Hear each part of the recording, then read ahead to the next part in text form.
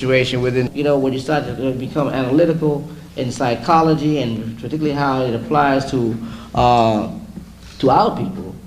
We have a brother that we always look to who had started off with looking at the developmental psychology of the black child and now has gone on to deal with black on black crime, which we hear is a myth. Some people try to help us and say it's a myth, but is it a myth? In South Africa they want to talk about black on black crime, so we can show who is responsible for it, but it's still not a myth. And so when Amos Wilson wrote Black on Black Crime, the psychodynamics of black self-annihilation in the service of white domination, he wrote a masterpiece. So will you welcome at this time Dr. Amos Wilson.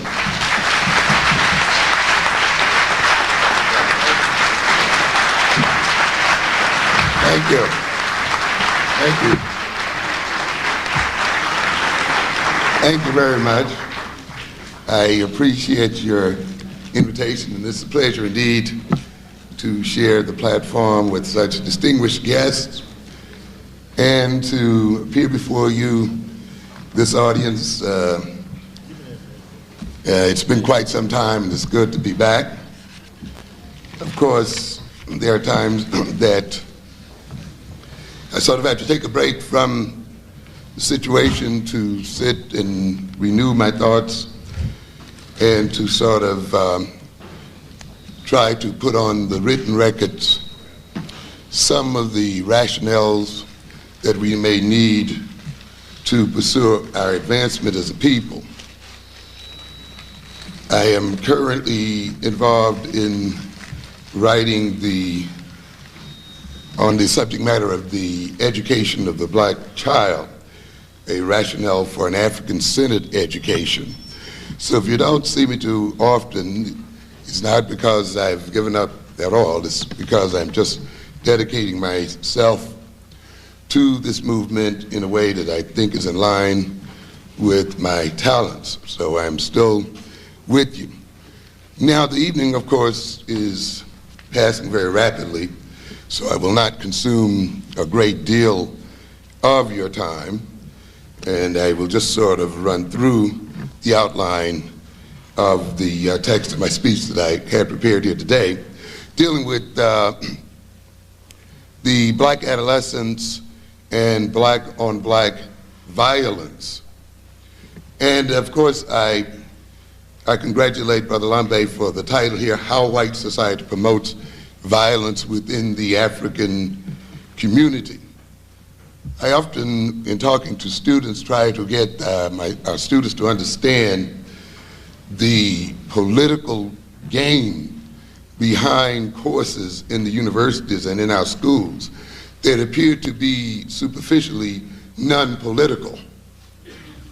And I try to get them to understand that everything is political, that there even is a politics of science, so that we can talk about a black physics and black chemistry and black mathematics and black engineering and the whole bit, because all of these things occur within a political, social context to achieve political and social ends.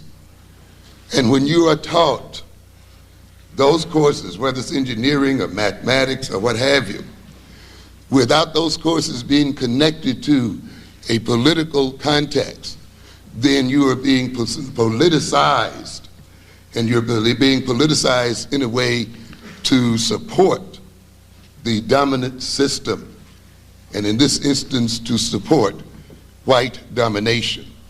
So it becomes very important that whatever we talk about it in context, because the major ruse that is used in the academies is to decontextualize subject matter. That is, to take subject matter out of context and to project it as race neutral and objective. So, as a matter of fact, when you read your newspapers, you will see the same kind of game going on.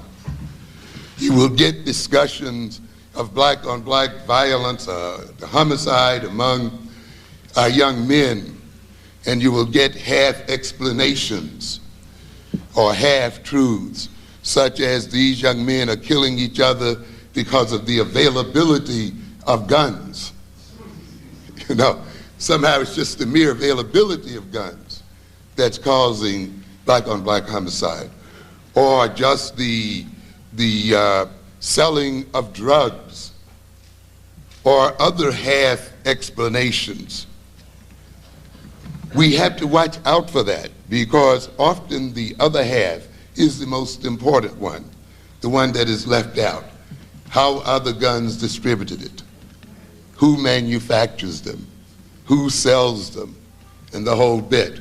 Who imports the drugs? Who distributes the drugs? Or it's the cause of poverty. Crime is caused by poverty, caused by poor family background. We get a whole plethora of these kind of half-truth definitions.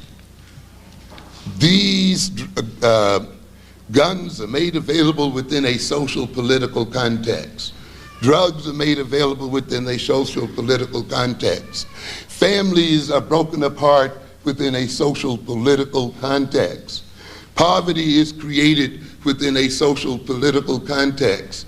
Poor education is the result of a social political context, ladies and gentlemen. And we must constantly then look at that context and see how it creates the conditions of which we complain so much. We must then recognize, as we begin to look at black upon black violence, we must see that violence and its connections to a racist society.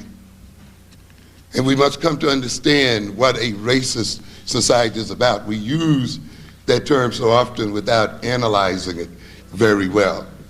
And we must recognize essentially then that a racist society is about structuring social and political, economic circumstances, psychological and cultural circumstances, such that one race can take advantage of another, and one race can enhance itself at the expense of another.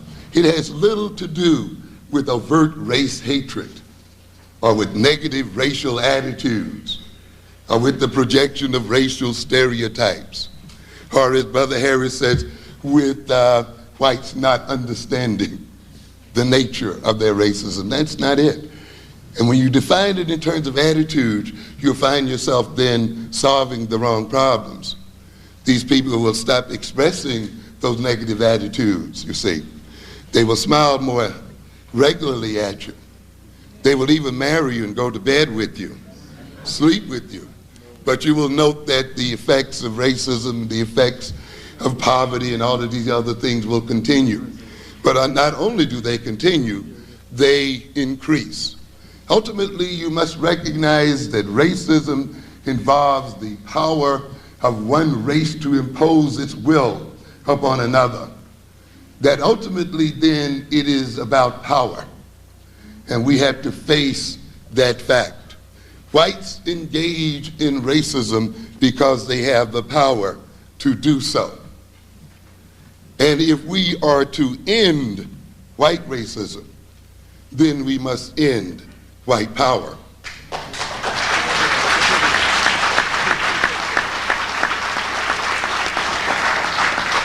We use the word imperialistic society and imperialism often, also without looking at it very deeply and looking at the term very deeply. Imperialism of empire. Speaking then of a group of people who through various means have acquired and maintained an empire, who maintain and exploit control over populations much larger than themselves.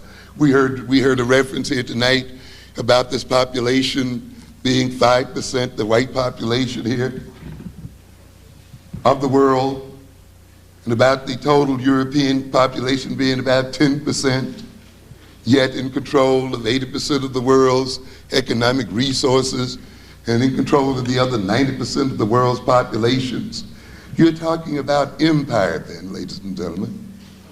And what does that imply? That means then you have a small population that is ruling over populations that are much, much, much larger than it is.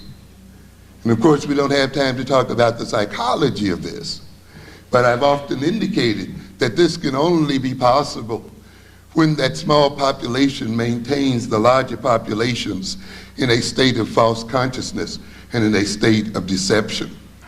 That this small population can only maintain control over those larger populations by outright lying and the falsification of reality. But recognize, in essence then, in terms of the problems we are talking about here this evening, the Colin Powells, the black soldiers in the armies, you have to recognize that the essential nature of imperialism is that due to the fact that the imperialist group or nation that runs the empire is so small compared to the empire, it must of necessity recruit from the very population it rules in order to control that empire.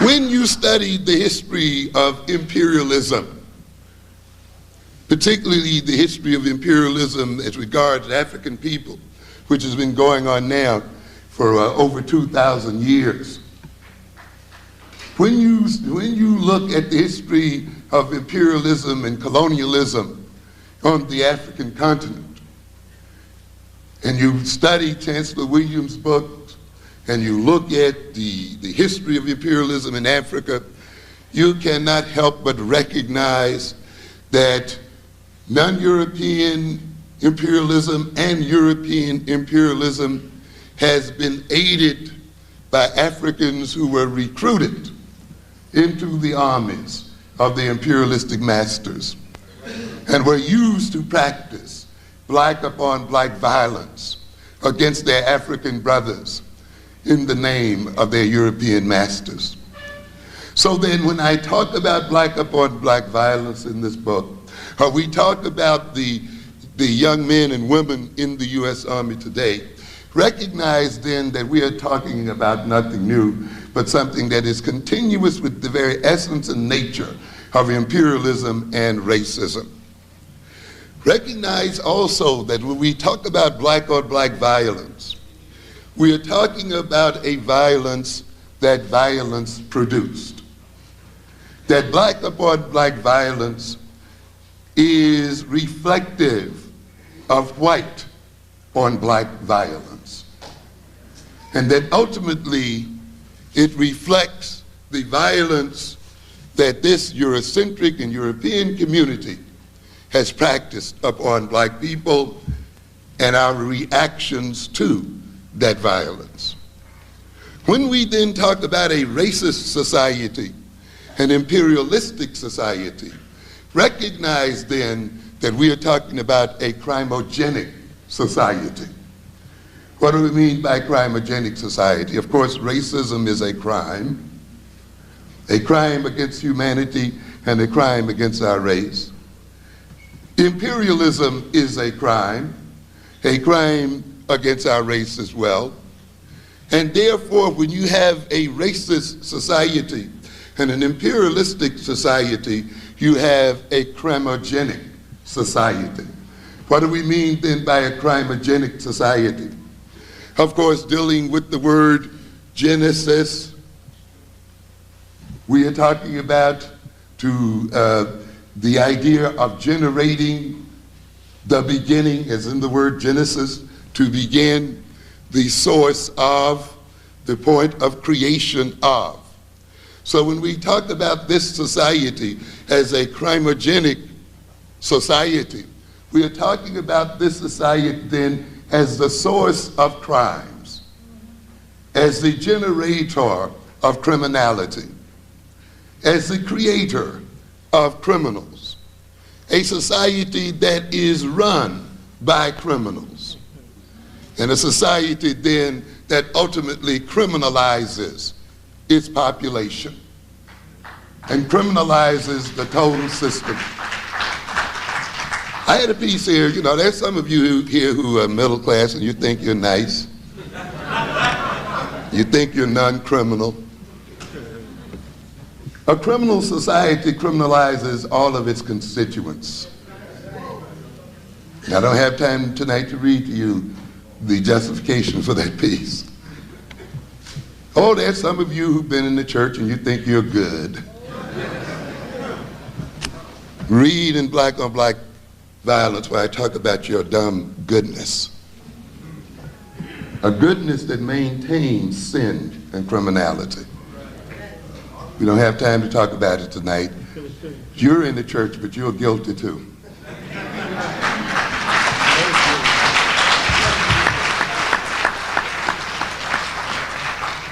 Because you see, ladies and gentlemen, when the leadership of a nation lies to that nation, when it deceives that nation, when it miseducates that nation and falsifies facts, it falsifies the consciousness of the people who inhabit that nation. And when it falsifies their consciousness, it recruits those of its people into its criminality. So whether you know it or don't know it, you're a part of the game.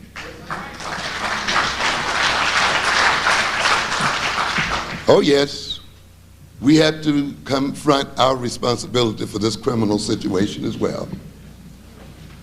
Yes, we do. Whether you're looking at us as so-called middle class, remember those of you who are making it in this society, who are making great profits, great accomplishments, sitting at the same tables with your white masters, that you're sitting and profiting from the death and murder and destruction of your ancestors.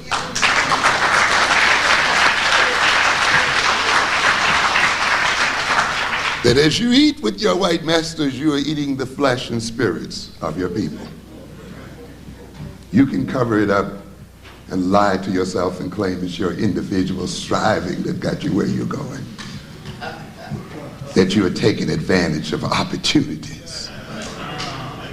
But remember, these opportunities were based on the death and destruction of African people and the continuing death and destruction of African people. Those of you rolling around in the church and carrying on in the same position as well. But let me continue. This society is a society of criminals, run by criminals, and it is a creator of criminals. And we must recognize it. And I have to say that because we got some people out here who say, I want my children to be just like them. That's the ultimate goal. I don't want there to be any differences. What are you talking about? You want them to be enslavers, rapists, and robbers, and killers, and murderers, and imperialists, and so forth, just like the other folk, right? Think again, ladies and gentlemen. But due to our time, I'm just going to have to rush through here. I accuse the society of being a crimogenic society, a criminal society, a society that engages in white on black violence for a number of reasons. And of course, as you can tell often the psychology of an individual or a people in terms of their origins and early childhood experiences, you can look at then the psychology of a people in terms of their origins and early childhood of their race.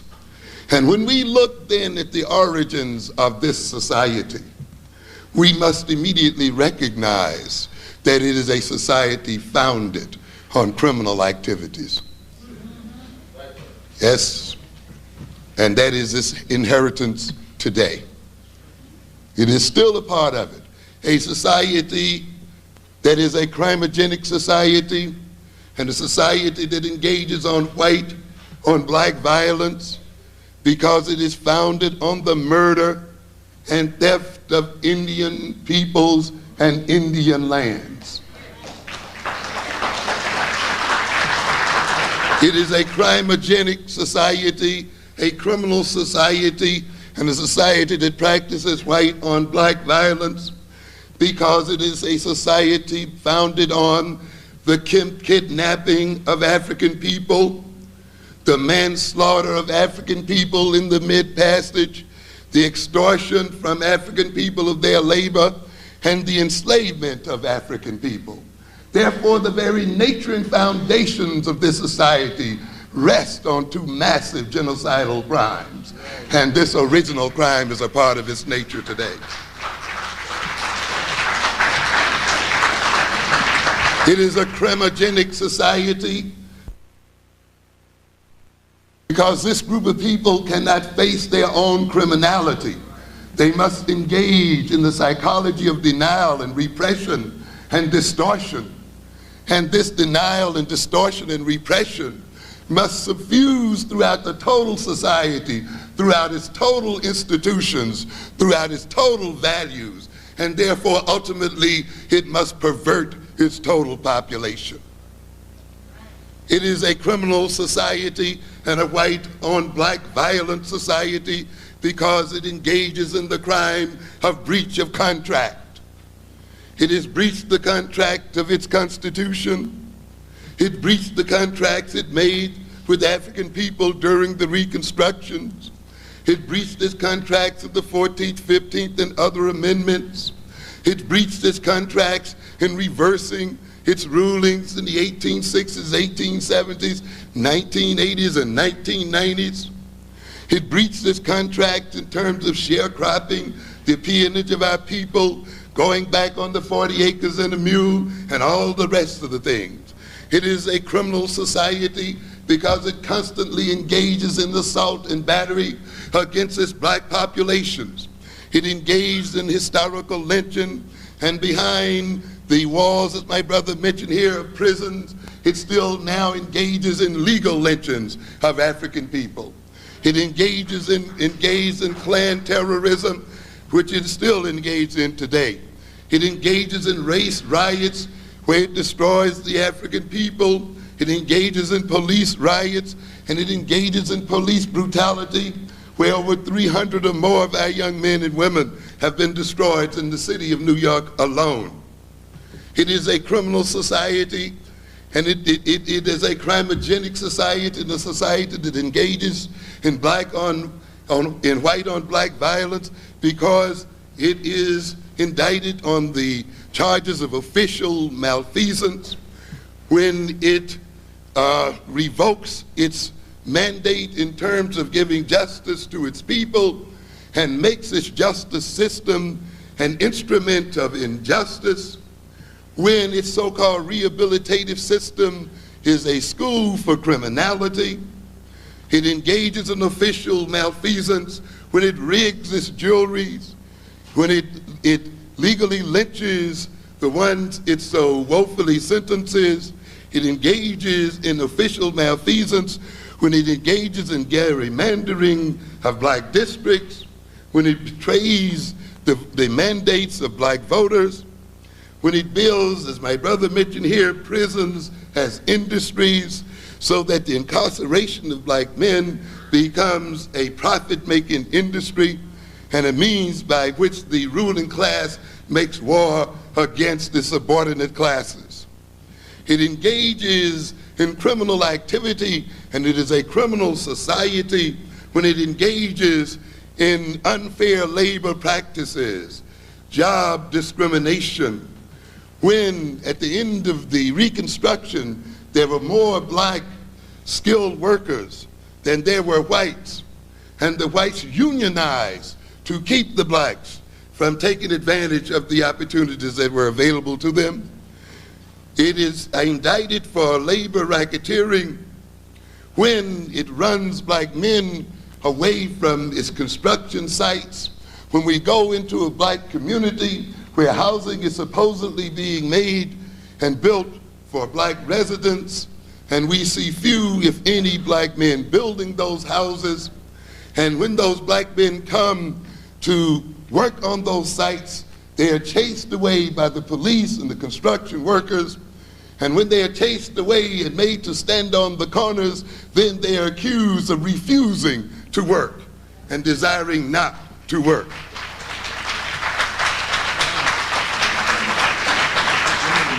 We accuse this society of being a crimogenic society, of being a criminal organization, of being an organization that engages in chronic white-on-black violence, when it engages in drug trafficking, when it imports the drugs that poisons our neighborhoods and destroys the consciousness of our people, destroys their health.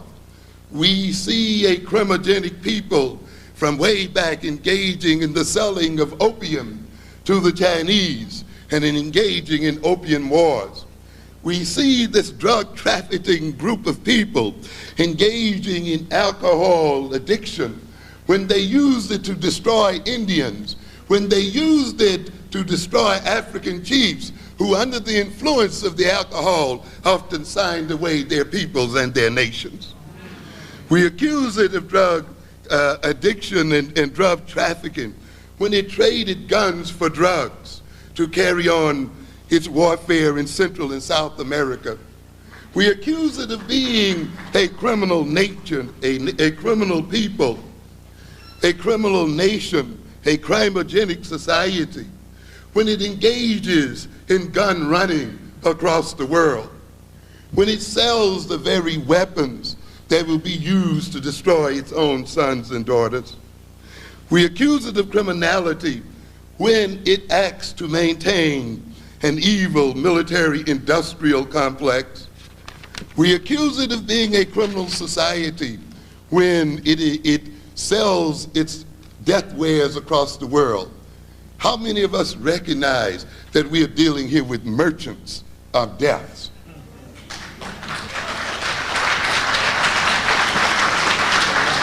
That these people are dead and deadly. People who are robbing black people at home so that they can rob black people abroad. We accuse this nation of being a crimogenic society and the ruling white population of being a criminal people because they engage in economic extortion, taxation of black people without representation, the redlining of black communities as they steal the savings and investment of black people, as they disinvest in the black community, as they do not return loans to the black community and use the monies that the black communities and the black church place in their coffers to export jobs out of the community into suburbs beyond to the reach of the black population, when they export jobs outside of the country totally and starve our black men and women in Detroit and the other urban centers of this world. We accuse them of economic extortion when they deindustrialize this nation and ship out the blue-collar jobs that maintain the families of black people across this country and ship them to other places and exploit the other populations of this world. We accuse them of imperial criminality and of organized crime. This nation is an organized mafia operation.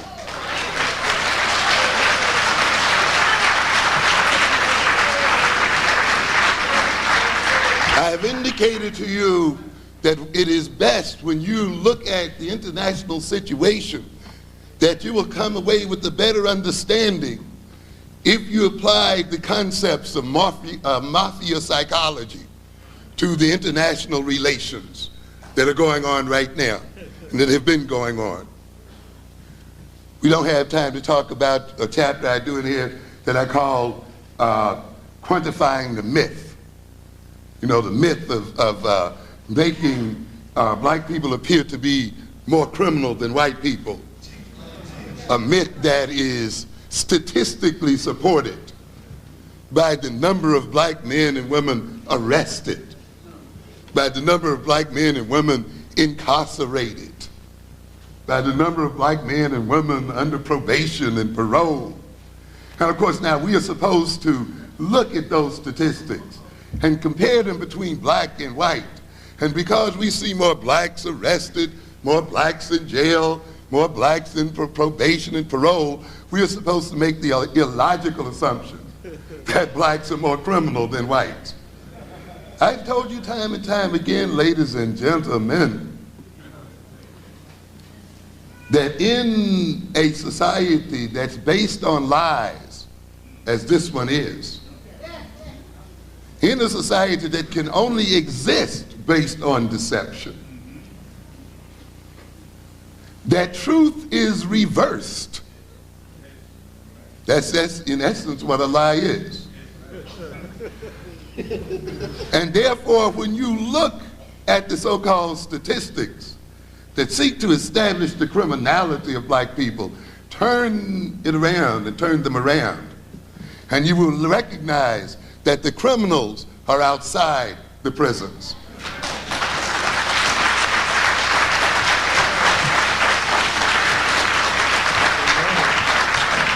We don't have time to talk about it tonight, but that's the value of having power, you see. You can make criminal whatever you want to make it. You can legitimize your own criminality and perverseness. You can call virtue a crime and arrest people for being virtuous. And then you can look at the statistics and say, aren't they more criminal because they're in jail? Some of you read the recent situation here in the Hasidic community where a bunch of Jews ran out, broke arms, and hurt the police, about 2 or 3 dozen policemen. This, of course, comes after a time when they broke into a police precinct station and ransacked it. How many of those people went to jail? How many got fingerprinted? How many of them are in prison? And so forth. And yet, can we say that they did not commit a crime? You see, what do we have here then? A situation, you see, where if you use crime statistics, you're not going to find those Hasidic Jews in the statistics. You're not going to find them on the prison rolls. You see, that's what power does for you, isn't it? It permits you to commit a crime and keep yourself out of jail. And then you can go into the jailhouse and look at the statistics and compare the number of blacks arrested on probation, on parole, and compare them with Hasidic Jews. And say, well, I see one is very big and the other one is very little. Therefore, the blacks must be more criminal than the Hasidic Jews. You can never be more wrong in your life. You have to understand, but we have to get away from that. You know, this is the kind of teaching that goes on in the university today. Understand that when white boys and white girls are not on the rolls, the prison rolls, and in the prison populations, it points to the efficiency of their criminal organization.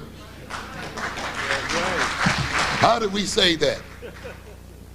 A mafia don who has a very efficient criminal operation, who can create a murder incorporated, who can engage in drug trafficking and killing and murdering and extortion, the same kind of games I've been reading to you here tonight, can earn so much money until he can keep his children innocent, keep them out of jail, give them good educations, and the whole bit.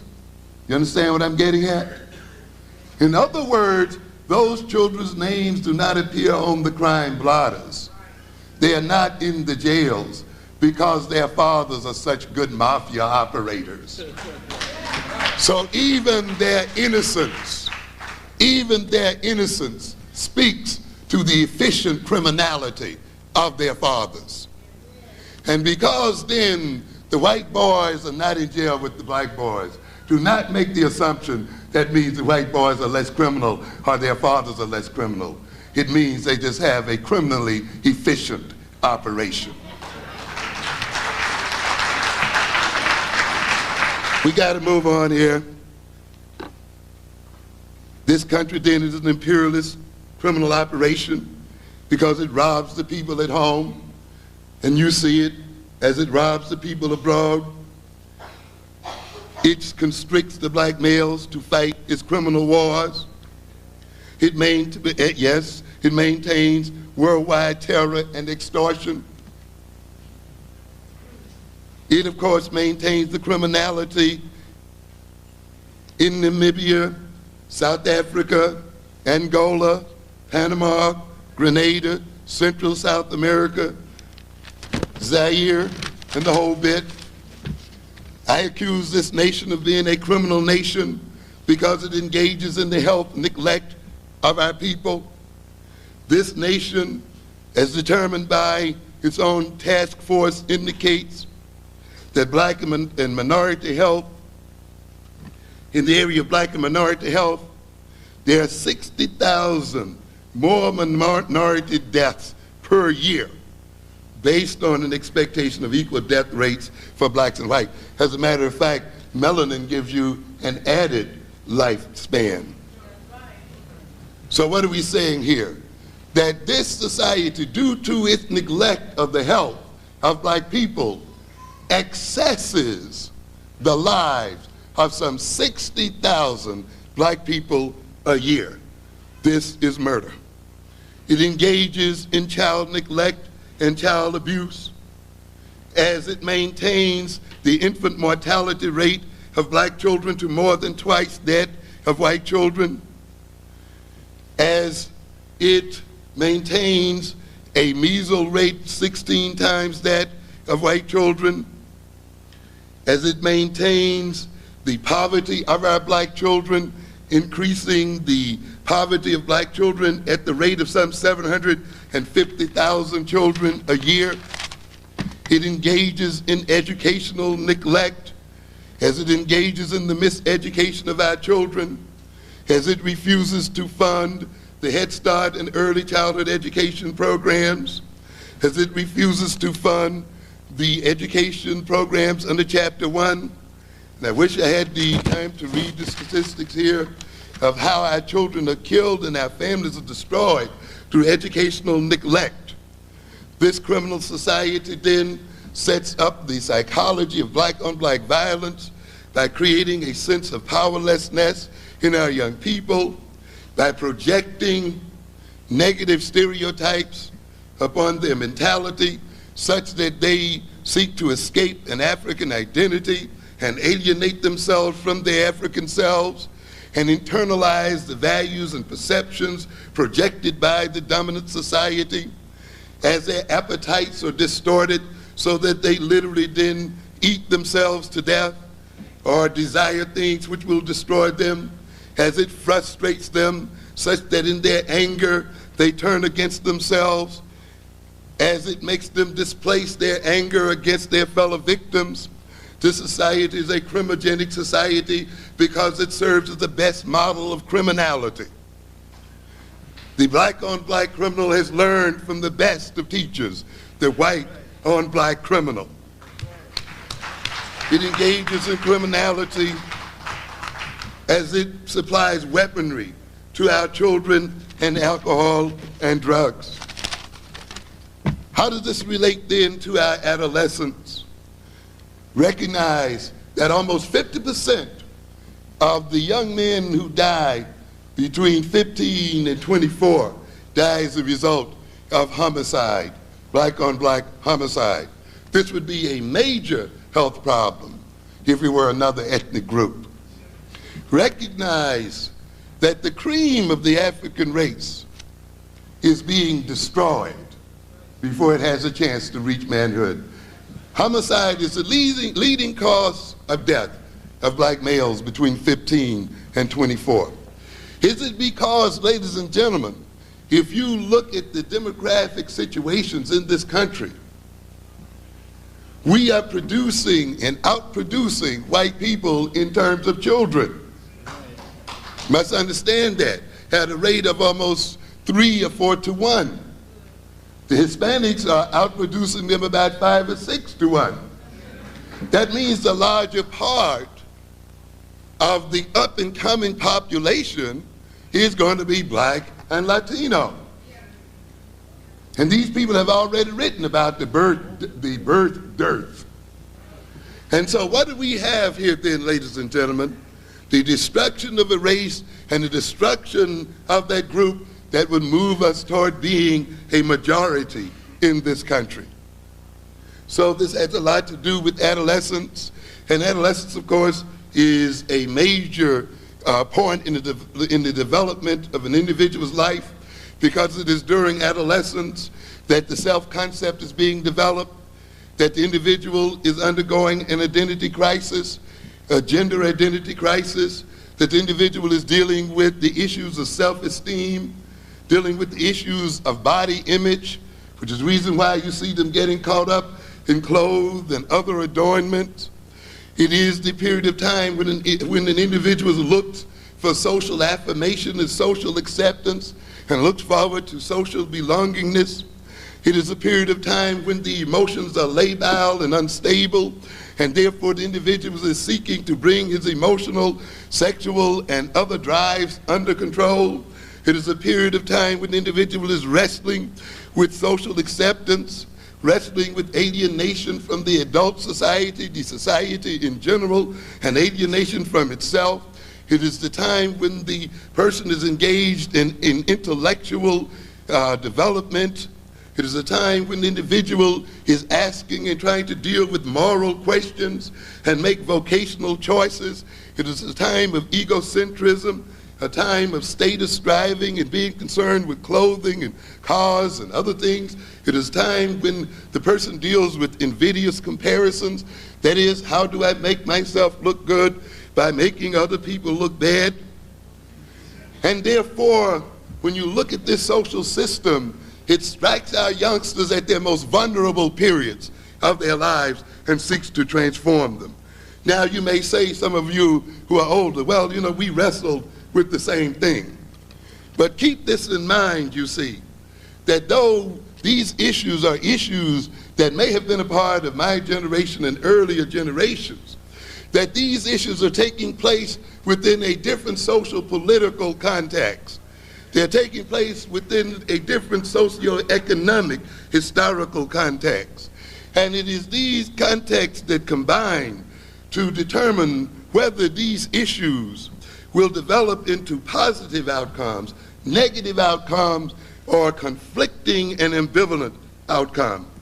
So today's black adolescent, particularly the poverty-stricken adolescent, exists in a world that is quite different from the world of his parents. Very different from the world even of the 50s and 60s, because we have a youth now that is engaged in the post-industrial age. When you dropped out of school, there were jobs waiting in some factory or on some shipyard or some other place for you. Those jobs are not there today. And so you have to recognize that these youngsters are dealing with a different world. The computers weren't there when you dropped out at the time and when you miseducated yourself.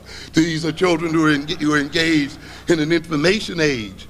These are children who are engaged in a highly urbanized world. These are no longer farm boys and rural people from the rural South, caught up in their rural communities.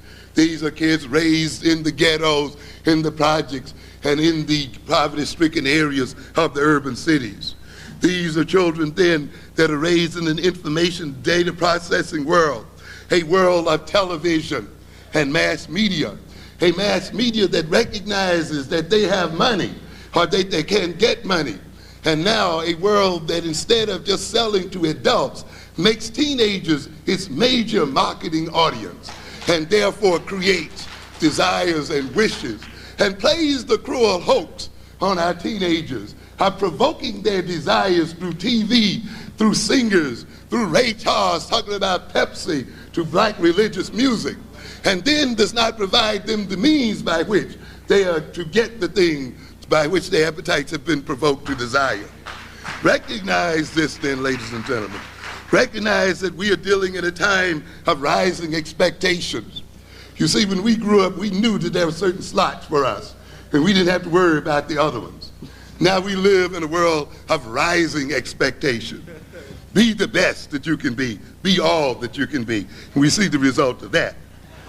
These youngsters are living in a time of family dissolution. Remember, the largest percentage of black children up to the 1950s were raised in a two-headed family. Now we are dealing with children where the vast majority of families are single-headed and in poverty and caught in their situations. So don't be too quick to put yourself in this place and compare yourself in your time to the children in this time. You're dealing with a different time.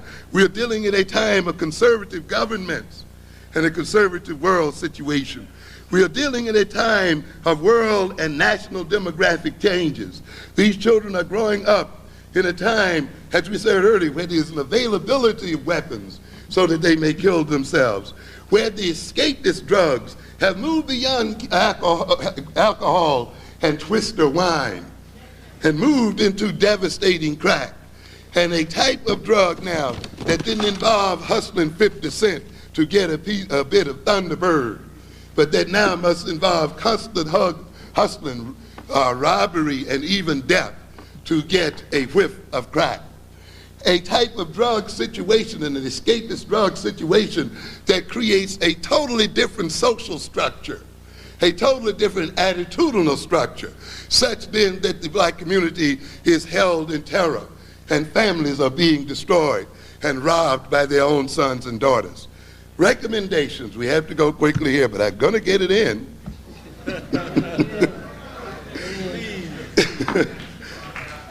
You'll have to catch me at another time.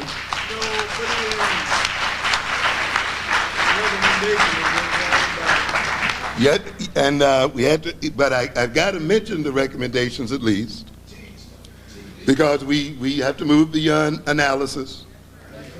So let me quickly just run through these. Pardon me if I'm going fast here. If this is a crimogenic society, and it is, then we recognize as African people that our major problem is not being left out of the American mainstream and being left out of the system. We must recognize that we cannot join a criminal system because we will become criminals in it. Colin Powell represents the apotheosis, the ultimate of what a criminal system is. He represents what it means to move up in a criminal society.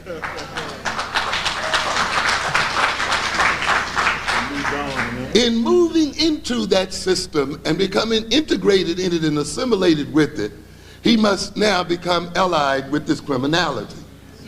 And if that system then is dependent upon the death and damnation of black people, upon the imperial subordination of black people, then those like Colin Powell that move up in this system must also then engage in the death and damnation of black people as well. We have to keep that in mind. You're not moving up into this system as it is unless you're also moving against the interests of black people. And therefore you have to recognize that the goal of our people in this crimogenic society is to change the very nature of the social system, to tear it apart and to reconstruct it, to bring into being that word that Bush stole from us, a new world order. Our mission is much higher than assimilating into this system. It must be to create a new world. If this crimogenic society creates a sense of powerlessness in our children, then we must, as a people, develop and use our power. We must take power and train our youth for taking and expressing power positively. If this system destroys the attitudes of our people through projection and projecting on them criminality, we must inoculate our children against evil white projections by inoculating them with truth and the truth of themselves, inoculating them with self-knowledge.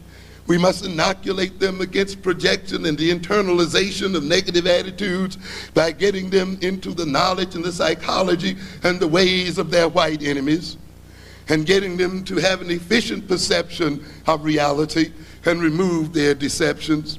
If they are alienated from themselves and are infused by an evil white spirit who is implanted in their minds and bodies to serve the will of its devilish masters, then we must reclaim our African-centered identity, and we must reclaim an African-centered consciousness, and we must learn to love ourselves and love each other and engage in cooperation and communalism. This is how we prevent alienation. If the society twists our desires and makes us desire the things that destroy us and hate the things that advance our interests, we must learn a new set of values, inculcate deep and abiding cultural goals, learn to discern when one is being manipulated and exploited. Our children must learn the mechanisms of advertising, mass hypnosis, subliminal suggestion, conditioning and lies and propaganda. They must learn to be productive so that they can produce for their own desires. They must learn to assume the ownership of the means of production and learn self-control. If the society moves our children into black-on-black violence because it engages them in frustration and the dealing with their frustration in incorrect ways, then we must train our children to be task-oriented, to solve the causes of problems and not engage in dealing with the symptoms of problems. We must teach them to discern the sources of their frustration and remove those sources and tear them out from the root. We must teach them how to use their anger and aggressive feelings positively. Every emotion that is in the human mind is there for a positive reason, and they must be used for positive reasons. Anger is a positive emotion if it is used correctly. So is aggression. God did not put anger and aggression in you just for negative purposes alone, but we must be taught how to use those things. We must teach them to be resourceful and how to get around those frustrations, to develop social intelligence, skills, and competence. We must teach them coping strategies for stress. If they displace their anger and use their anger to attack themselves and destroy themselves and to destroy others like themselves, we must get them to know their real enemy. We must get them to recognize that this enemy, this white man, is only a man, that he bleeds and dies like any other man.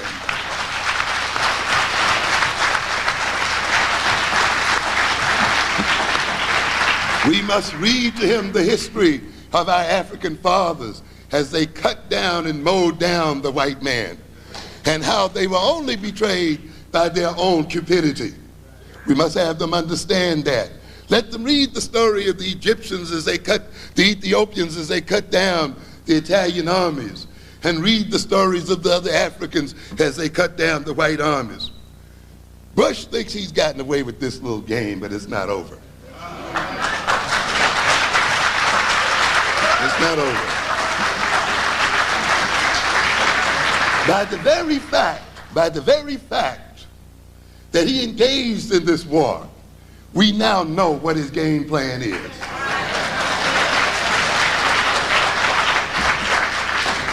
We now know his weaknesses and his strengths.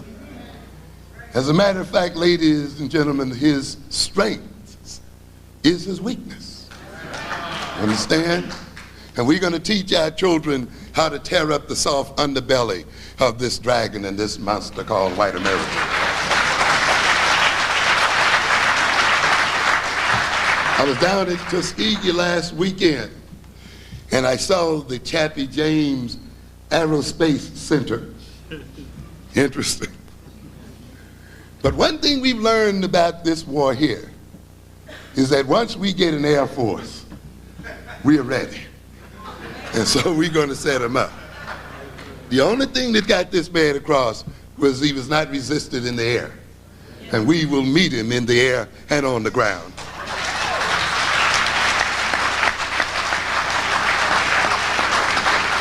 Recognize that the white man can be defeated, that he's not invincible. We must teach them that the displacement of anger at self or at others like at ourselves makes matters worse and is self-destructive. If they are having problems with their self-concept, then we must give them great support. We must affirm them and affirm their identity. We must teach them confirmations so that they know how to make positive statements to themselves and affirm themselves. We must teach them how to stop negative thoughts and change the nature of the situation that they are in. If they are engaged in violence and black upon black violence, we must teach them how to resolve conflict between themselves without destroying themselves. It means then that we have to develop relevant educational programs. We have to develop a parallel school system.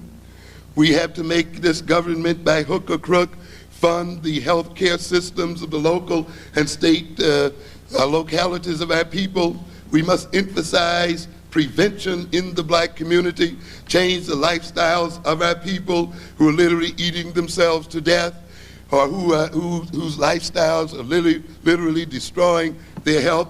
My next book is going to be on black health, by the way, and I'm going to show how the death wishes, how we carry out the death wishes of whites through our eating and health habits. Because they wish that we will die, we accommodate them by drinking too much Pepsi and all the other things. We're going to emphasize critical problems. We must develop programs to ensure adequate prenatal counseling and care. We must develop systems to neutralize the crimogenic system. We must set it our goal, not the assimilation to the society, but the elimination of this society as it is. We must set as our goal economic development, the development of the economic status of our people across this world. We must engage in the development of a nation within a nation. How can a people keep saying that they are kept out of the society and are separated and segregated from the society and not use that to their advantage and create a nation within a nation and get ready to fight the other evil nation in the society?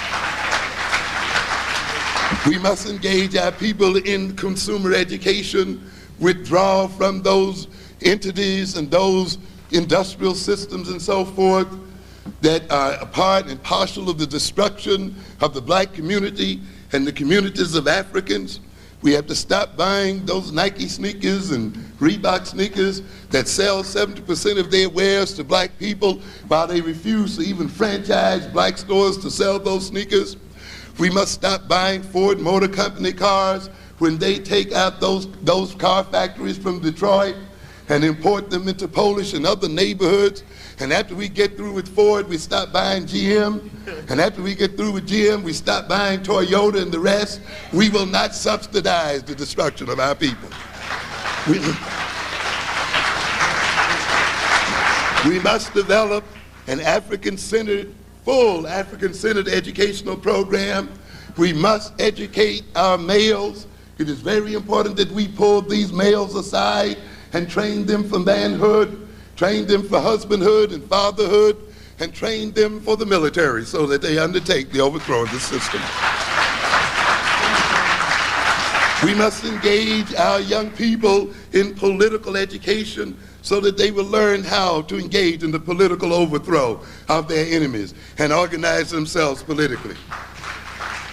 We must train those of us who want to go into this church into a new theology, that it is not enough to paint, it is not enough to paint the face of Jesus or to paint the face of angels and still believe in the same Eurocentric ideology and theology.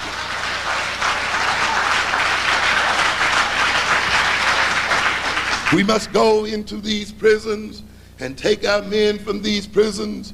These are the men who must be used to defend our community. They must be rehabilitated on the lines of an African-centered philosophy and on political lines and military lines so that they can use their aggression now, not against themselves or against the nation of African people, but against the true enemies of African people, the white man. We must develop regional conferences in our nation within a nation and a national congress so that we can coordinate and facilitate the talents of our people who are engaged in various aspects of the political, social, and economic reorganization of this country. We must build schools for leadership. We must build schools that engage in policy development and analysis, and schools for developing strategy, schools for developing a military machine to protect us against the interests of Europeans. Recognize that there's one thing that's clear, that the imperialistic system has only one constant, and that is self-interest. And when it is in its self-interest to destroy and wipe black people from the face of this earth, it will engage in that activity. You have the history of the Indians in America to show that when a people are economically not useful to the Europeans proceed to annihilate those people. Therefore, ladies and gentlemen, we must prepare for revolution and prepare for war. Thank you very much.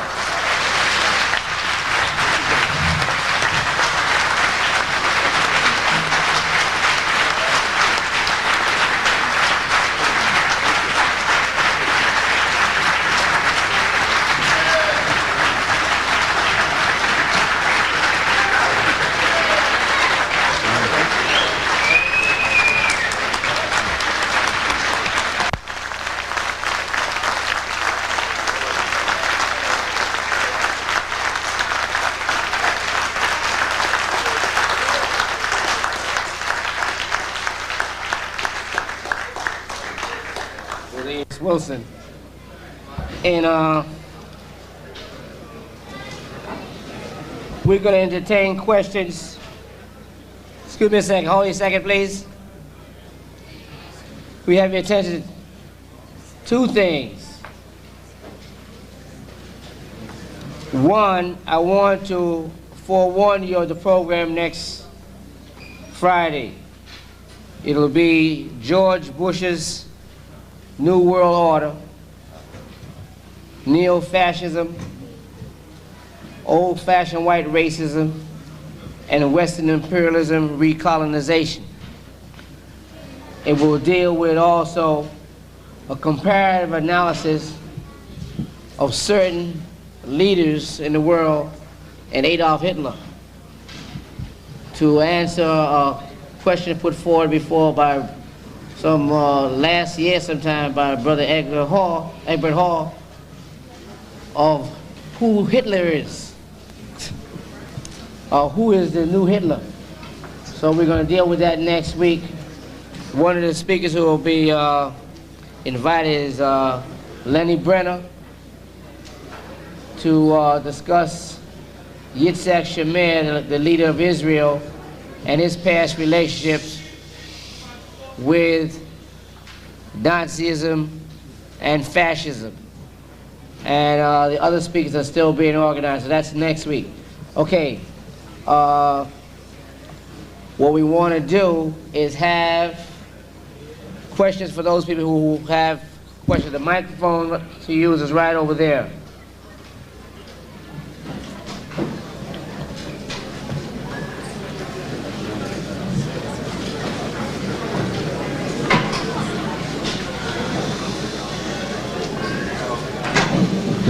You know, we're going to have to hold up on the signing of the books because you can't answer questions and sign the books at the same time.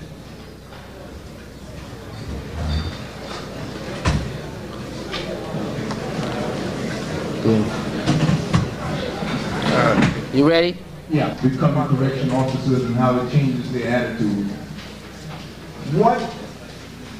I used to promote the idea to try to get brothers to go into the police force and to go into the army and be correction officers with the idea of trying to get people on the inside. What do you think about that idea after, you know, with the present situation now? Do you still think do you think that is a good idea, or is it something that we should not even bother to undertake?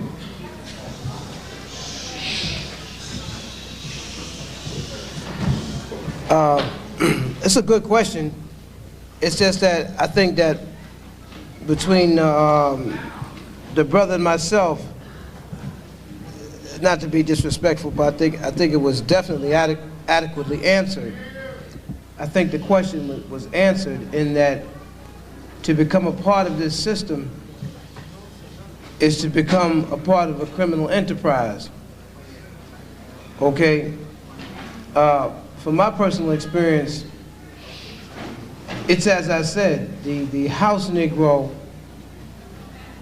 has done more to usurp the potential growth and development of the black liberation struggle than actually the white man has. And I'm talking about in my time as a Panther and as a soldier in the liberation struggle.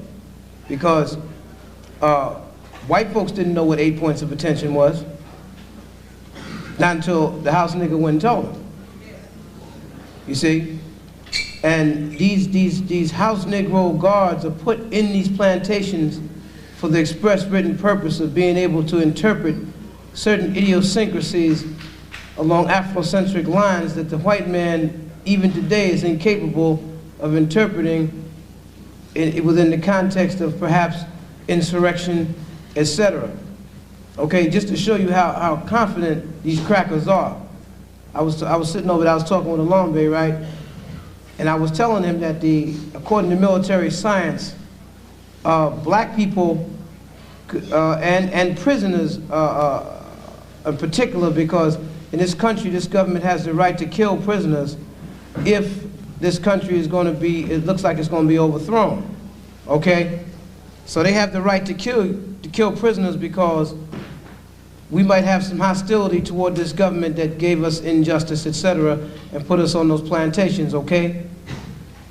But now we would also represent a fifth column if we were organized, as the brother so eloquently spoke. Why?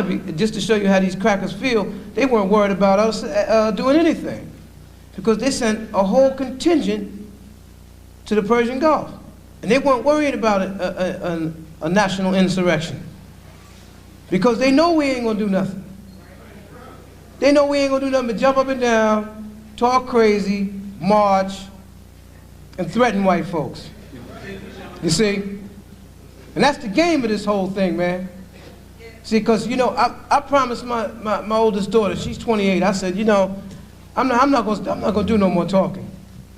And I very seldom even do this. Alombe can tell you, because man, listen, man, I'm tired of talking, man. You know what I'm saying? I haven't done that much talking. You know, the talking I do, man, is like Mao said, it should be clearly understood that all major decisions will be decided on the battlefield. You see, and you see, it's sad. I don't want to belabor the point, but it's sad because the doctor spoke very clearly that to become a part of this operation, man, is to be a criminal. You see, because it was a criminal enterprise, it was a criminal intent in its initial stages of development. Okay, it was criminal then to put the same kind of chain, when they put the chains on brothers and sisters and brought them here, it's the same chains that they put on us to bring us from here to Clinton. And it's the same people putting them on the same people. Now, like Malcolm said, see, the house Negro represents the Novocaine, like Malcolm was talking about when the doctor's going to take your tooth and he squirts some Novocaine in your mouth to make them think you're not doing anything to you. Now it's the house Negro putting the chains on you in the name of the slave master's law to make you think that they're not doing anything to you or that you're going to get a better treatment. But I've seen incidents and have been involved, personally involved in incidents wherein the slave master had to come and drag Tom off from beating a brother to death. Now last year they killed 4 brothers in the Bing right here in New York City, in HDM. They killed 4 brothers in that Bing, man, beat to death. There was a Captain Litchfield who was a known member of the Nazi Party, and when IG Inspector General's office had him moved due to the efforts of people like Alombe, Sonny Carson, and quite as kept Roger Green, Assemblyman Roger Green from my district in Fort Greene in Brooklyn. It had this cracker moved. Well, the vendettas that was carried out subsequent to that move was carried out by a black captain named Captain Eric Durbin with his whole crew, and he's a house nigger. You see what I'm saying? And what they do is they come by your cell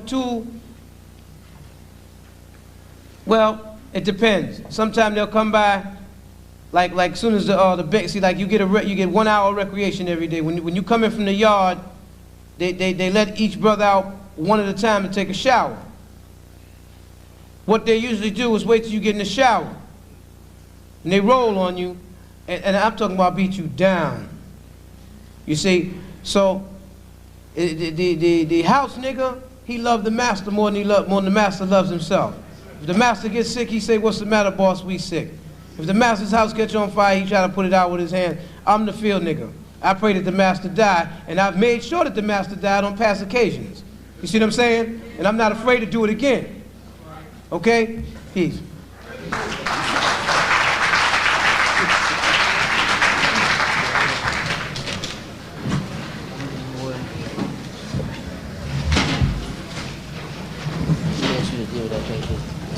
I'll deal with one now. On behalf of this great African community, we would like to thank you for this magnificent lecture that you have given us. Thank you.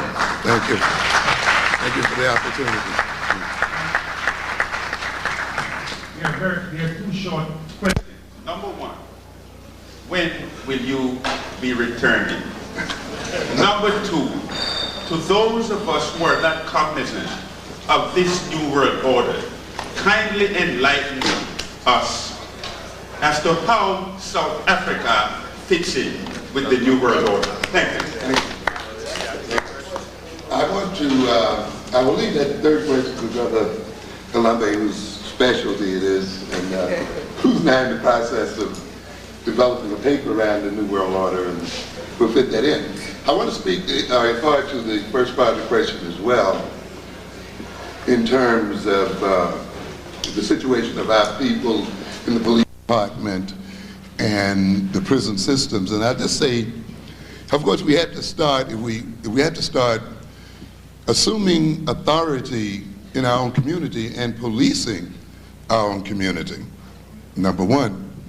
The other thing is that most of these, what we call house Negroes and people who are employed in these prisons, get away with what they do because the black community does not have a punitive arm outside of those prisons. And if we could set up a network between those that are in and those that are outside, and when those brothers leave for the evening who are abusing our people in, and they know that they have to deal with a community, and there was an arm to deal with their betrayal of their interest, of the interests of our people, then we can begin to transform this situation. To a very great extent, the people who betray us get away with what they do get away with because they do not fear us as a people. When they are made to fear this black community, and when they learn that this black community has an arm that will not permit traitors and betrayers of this community's interests to go home and sleep well at night, then you'll change things.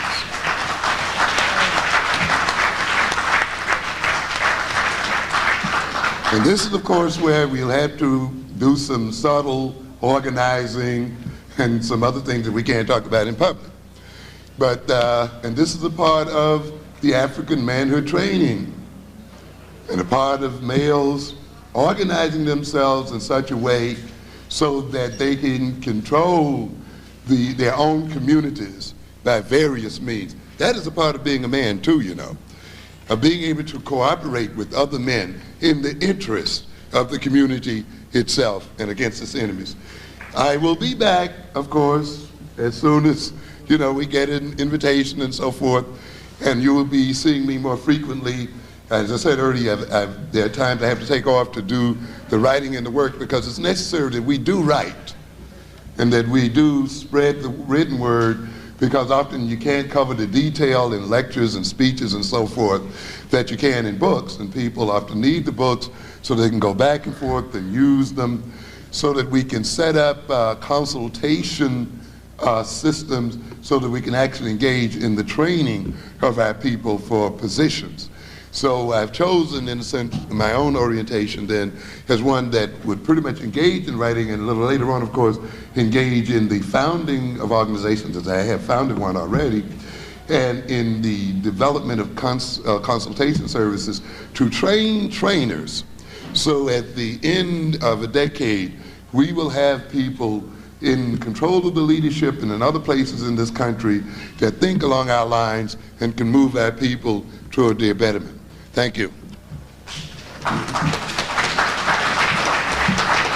First of all, I co-sign to both what Askia said and what Amos said.